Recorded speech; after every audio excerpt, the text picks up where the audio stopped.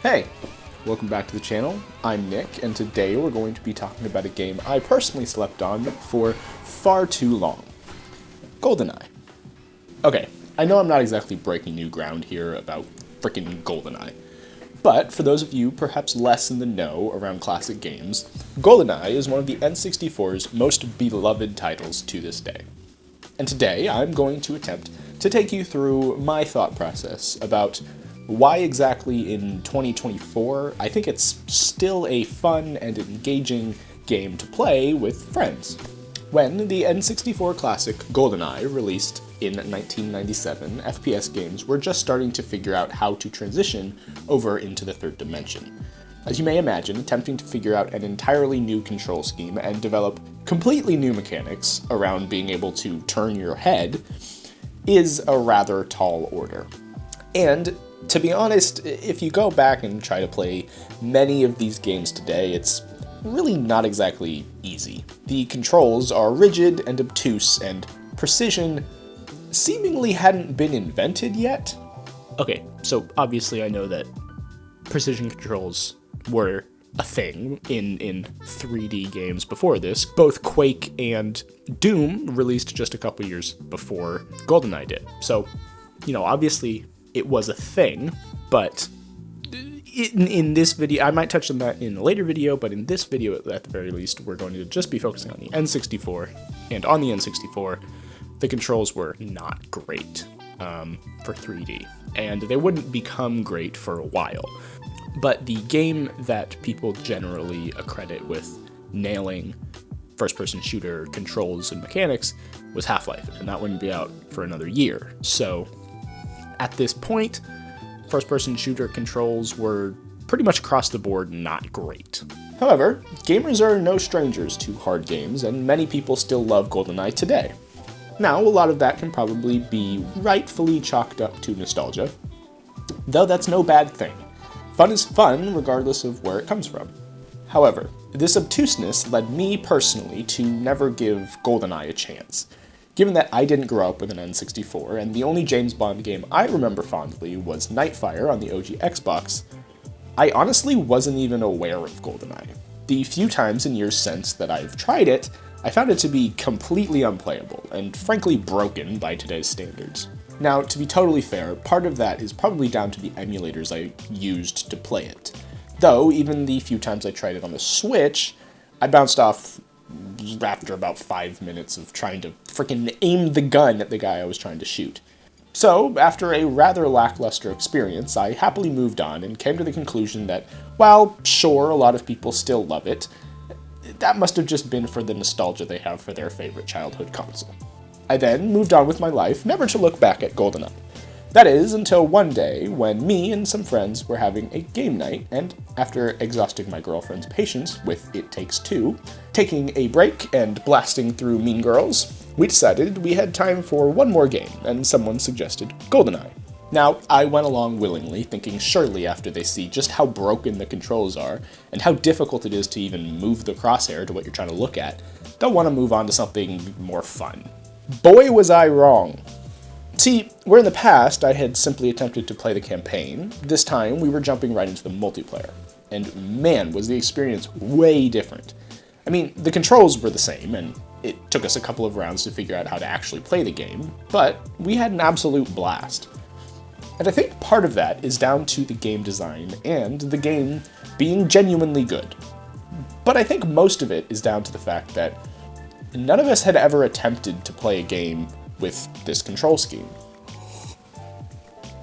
And not only did it level the playing field, so new gamers and old gamers alike had to relearn and recalibrate to the new control scheme, it also gave us a shared struggle.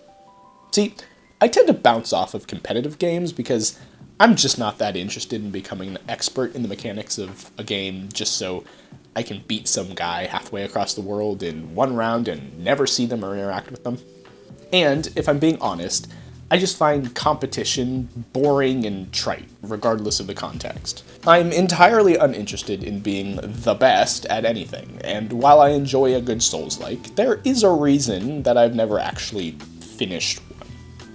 However, with the low stakes and high level of community inherent with couch co-op, I find actual motivation to keep trying and playing a game, because it really isn't about the game, it's about the people and spending time with them. And I found that to be amplified with Goldeneye. Specifically, I think, because the novel and incredibly difficult nature of the mechanics leads to a kind of trauma bonding.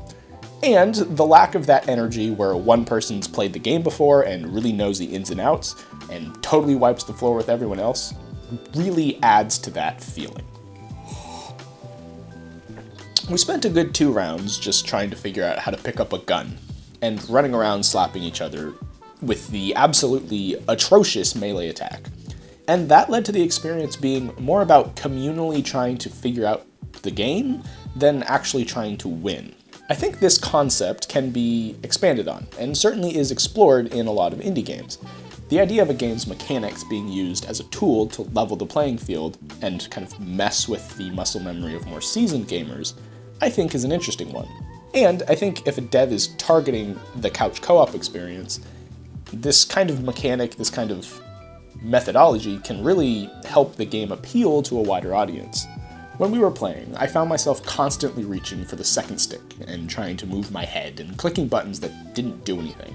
It really reminded me of what it was like to be in the early stages of trying to learn how to play games, before you build the muscle memory that's relied on by a lot of games, as well as the intuitive understanding of a lot of more subtle signifiers within the game design language.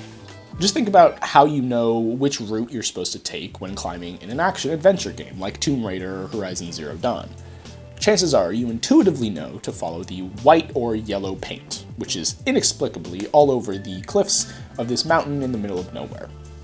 These kinds of signifiers aren't always obvious or intuitive to a non-gamer at first glance.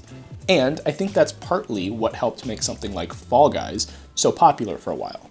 Not only did it release at a time when people were really craving human interaction, so a co-op game was perfect, but it also took so much of the control out of the player's hands and really limited what you were able to do. And sure, the mechanics aren't as unintuitive as Goldeneye, but the fact that there really isn't a way to ensure a win, I think helps broaden the appeal.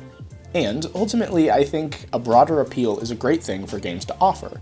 While I'm not against a game giving you the ability to be super badass and totally stomp all over other players, I think there's a lot of value in making it so everybody can play your game, regardless of their experience with gaming as a whole. This concept is similar and certainly informed by this video from GMTK about who gets to be a badass in games. And I highly recommend you go check out their channel if this is something that's interesting to you at all. I think a lot of what gave Goldeneye the reputation that it has comes from its couch co-op appeal, and I don't think that's necessarily a big revelation. It's a game that has incredibly simple textures, confusing and ambiguous level design, and it's absolutely baffling to me just how hard it is to see the guns on the ground for you to pick up. And then when you do manage to get one, it doesn't immediately pop into your hand, it's stuck behind a button press with no way of knowing that you even picked up a gun in the first place, other than some small white text that pops up on the screen for a second. But all these struggles and shortcomings, I think, come together to provide a uniquely bad experience for everyone, which sure isn't going to make it the chosen game of any esports league or put it at the top of any 2024 list. For goofing around with friends for a couple hours, I don't think there could be a more perfect storm. But what do you all think? Did you grow up with Goldeneye? Do you have any fun memories playing with your siblings or friends? I would love to hear all about it in the comments. So thank you so much for watching. I hope you have a great day, and happy gaming.